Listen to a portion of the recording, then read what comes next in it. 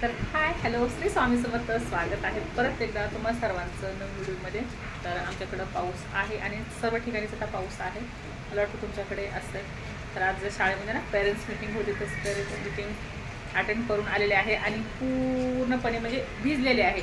छत्री नव्हती असं नाही, छत्री नेली होती पण भिजले. कशी भिजले काय माहीत नाही, भिजले. कारण छत्री जरी असली तरी फक्त हे कोरडं राहतं आणि बाकीचं अंग भिजतं. तर रस्त्याने खूप पाणी साचलेलं होतं.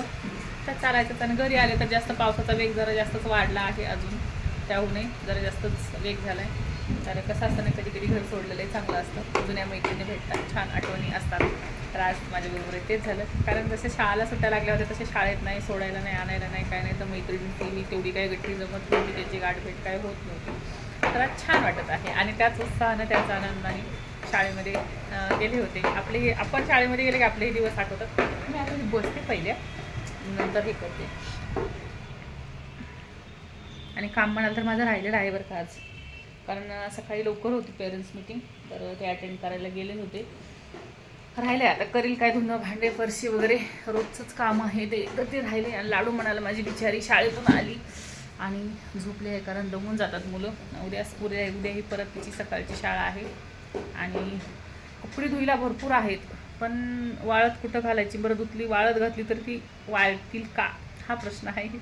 तर चालायचंच, डोक्यामध्ये बोलते तुमच्याशी गप्पा मारते तरीही डोक्यामध्ये तो प्रश्न आहेच. आणि म्हणजे बाळ मात्र झोपलं आहे. सांगते, शाळेमध्ये जाऊन छान वाटलं. मॅडमला भेटून, मॅडमला बोलून, सगळ्या गोष्टी मुलांच्या बाबतीत विचारून. सर्व पॅरेंट्सनं तेच करायला पाहिजे, शाळेमध्ये जायला पाहिजे. कारण टीचरला भेटलं तर समजतं आपली मुलं काय करतात काय नाही, अभ्यास करतात का, वेळेत शाळेत येतात का. घरी तर आपल्यासमोर चांगले वागतात, पण शाळेमध्ये कसे वागतात, काय वागतात ते शाळेत गेल्याच्या नंतर कळतं. कारण प्रत्येक मुलांचं कसं असतं ना, मुलांच्या बऱ्याच गोष्टी अशा असतात की ज्या पालकांना नंतर कळतात आणि बाहेरच्या लोकांना अगोदर कळतात. तर त्यामुळं पेरेंट्स मीटिंग अटेंड करणं किंवा जाणं, ज्यांना कामानिमित्त म्हणा किंवा इतर काय ह्याच्या निमित्त जाणं होत नाही, त्यांची बाजू वेगळी झाली. तर मला तर वाटते जायला पाहिजे. आणि खरं सांगू का, मला भूक लागली आहे. सिरियसली भूक लागली मला. आणि दरवाजा न लावताच दरवाजा स्वतःहून लागलेला आहे आणि मला खरंच भूक लागली. आणि आज आहे शनिवार आणि आजचा ब्लॉग तुम्हाला आजच येणार आहे, कारण खूप दिवस झाला ब्लॉगमध्ये मी काही शूटच केला नव्हता. तर आज केलेला आहे आणि रोज आपली ब्लॉग येणार आहे. कुठल्या विषयावरती आवडतील तुम्हाला, माझं डेली रुटीन आवडेल किंवा वेगळं काय आवडत असेल तर नक्की सांगा, मी दाखवण्याचा पूर्ण प्रयत्न करेन. किंवा काय सजेशन हवे असतील तर तेही सांगा. चॅनलच्या बाबतीत काय सजेशन हवं असेल तेही सांगा, तेही बाबतीत मी देईल तुम्हाला. अशा बऱ्याच गोष्टी आहेत. आणि मला तर खरंच छान वाटतं यार. असं वाटत होतं की मी शाळेमध्ये जाते की काय, असं होतं. मला जुनी दिवस खूप आठवतात. मलाही शाळेत जायला आवडतं, पण आता काही गेल्या दिवस गेले आणि राहिल्या फक्त आठवणी. आणि माझी लाडू बघा कशी झोपली आहे. कारण सकाळी तिचा आहे ना, रोज सकाळी शाळा सकाळची नसते पण क्लास असतो ना, तर त्यामुळं पटकन उठायला लागतं. आणि तीही पूर्ण भिजून गेली होती माझ्याबरोबर, तीही भिजली आणि मीही भिजले होते. तर ती मात्र झोपली, आता आराम करते.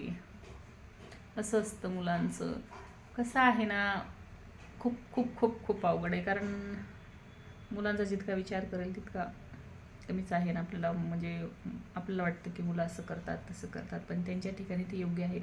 कारण त्यांच्यावरती इतकं ओझं हे झाले ना. आपण होतो पण आपल्यावरती एवढं ओझं नव्हतं बऱ्याच गोष्टींचं. हे छोटूले आहेत, पण त्यांच्यावरती अभ्यासाचं प्रेशर आहे, क्लासचं प्रेशर आहे, आईवडिलांचं प्रेशर आहे.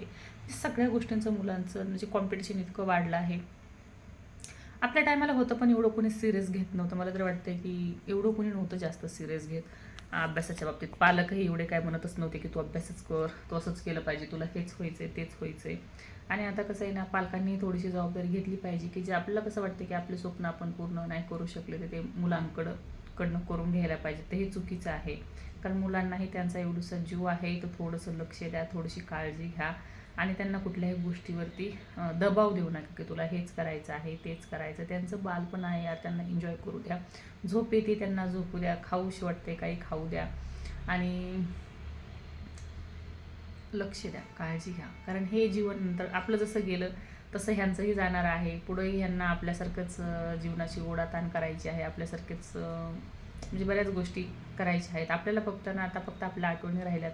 तर तसं आत्ताच्या मुलांचं तसं नाही, त्यांचं खेळणं बंद झालेलं आहे.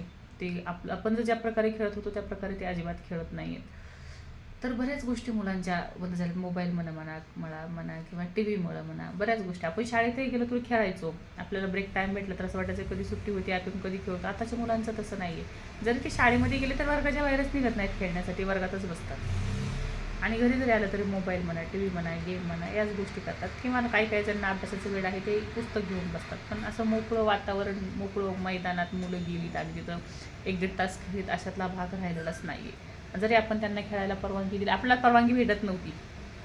आपल्याला आईवडिलांना विचारायला लागायचं खेळायला जाऊ, तू कामानिमित्त ते म्हणायचे नाही जायचं नाही, कारण आपण एकदा बाहेर गेलो की घरी येतच नव्हतो.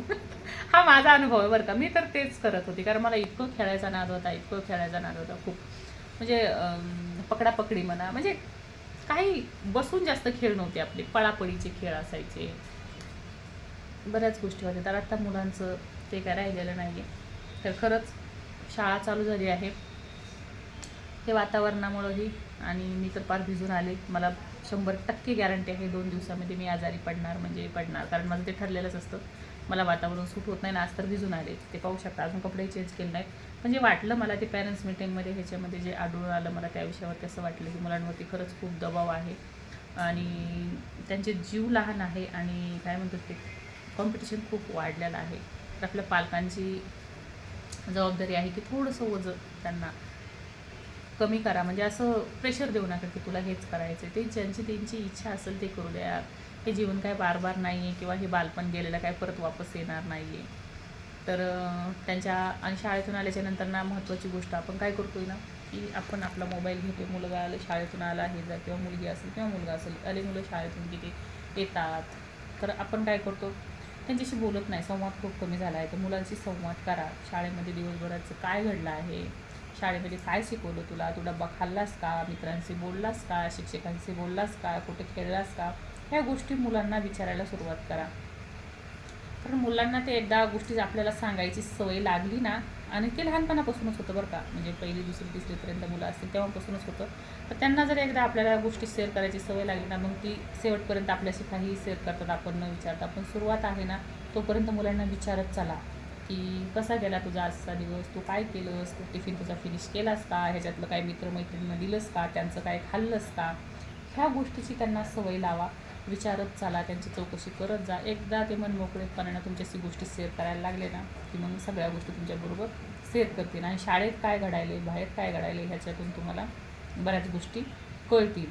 त्यामुळं माझं तर मत हेच आहे की आपण थोडंसं आले ना, 1-1.5 तास तरी मोबाईल साईडला ठेवायचा, टी व्ही बंद करायची, मस्त मुलाला जवळ घ्यायचं. मग तुम्ही चहा, कॉफी, काय जरी असेल, समजा जे खाता असेल ते, चहा बिस्किट म्हणा, मुलं कसं शाळेतून आल्याच्यानंतर खातात, किंवा काय नाश्ता इतर दुसरा वेगळा काय असेल त्याच्या आवडीचं बनवून किंवा मांडीवरती घेऊन, जवळ घेऊन, असं वाटलं पाहिजे त्याला की आपण लहान आहोत.